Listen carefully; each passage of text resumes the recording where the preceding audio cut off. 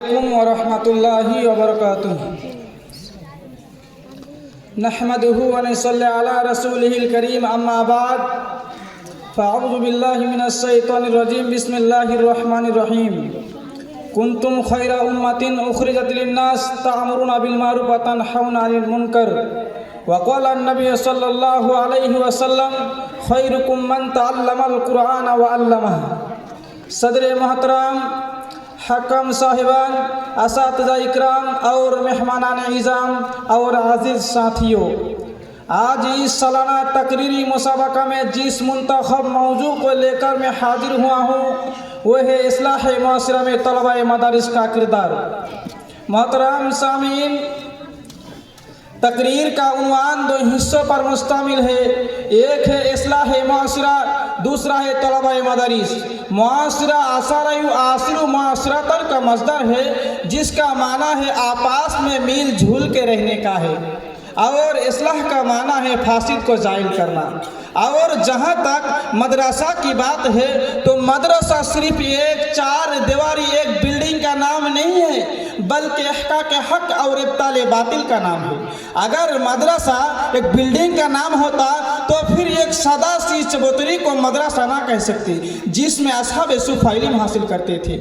تو مدرسہ وہ ہے جہاں انسان کو انسان بننے کی تعلیم دی جاتی ہے، جس میں طلباء کو اعلیٰ تعلیم سے آراستہ کیا جاتا ہے.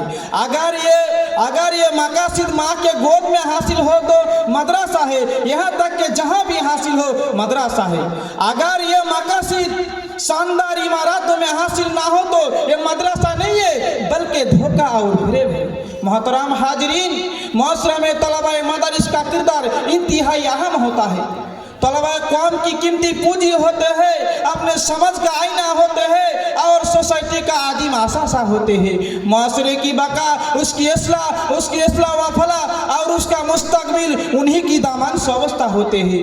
طلبہ مدارس خوبصورت معاشرے کے معمار بھی بن سکتے ہیں اور اس کے مسمار بھی کر سکتے ہیں.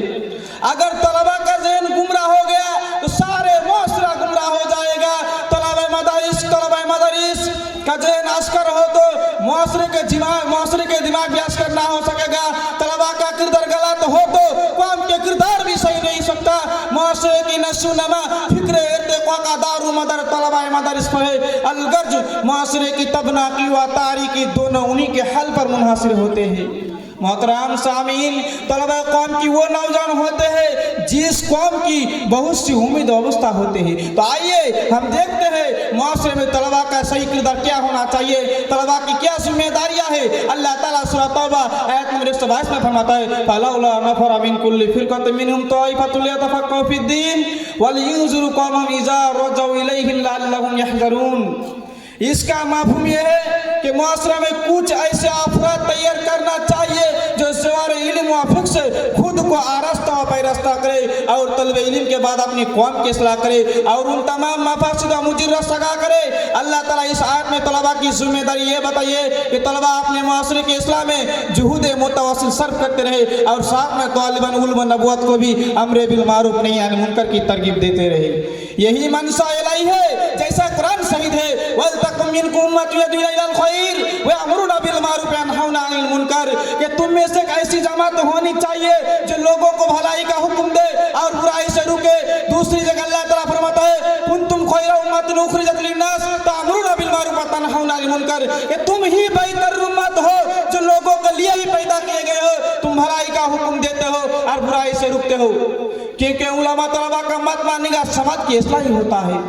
محترم سامعین، اللہ تعالیٰ سب سے پہلے جو آیت اتاری ہے اس میں طلب علم اور اس نے تعلیم کا حکم دیا ہے. اس لیے تعلیم سے ہی ایک طلب علم نیا زمانہ، نئی صبح و شام پیدا کر سکتا ہے. علامہ اقبال رحمہ اللہ نے اپنے طلب علم بیٹے ثابت کو مخاطب کرتے ہوئے فرمایا تھا دیار عشق میں اپنا مقام پیدا کر، دیار عشق میں اپنا مقام پیدا کر، نیا زمانہ نئی صبح و شام پیدا کر.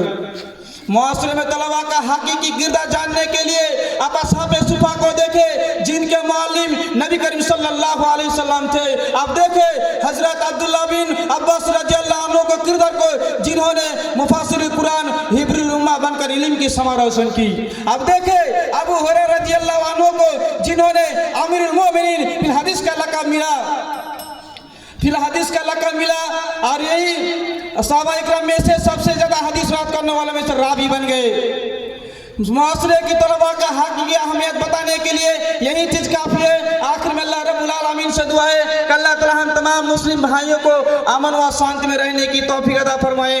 आमीन। व आखिर दअवाना अल्हम्दुलिल्लाहि रब्बिल आलमीन। अस्सलामु अलैकुम व रहमतुल्लाहि व बरकातुहू।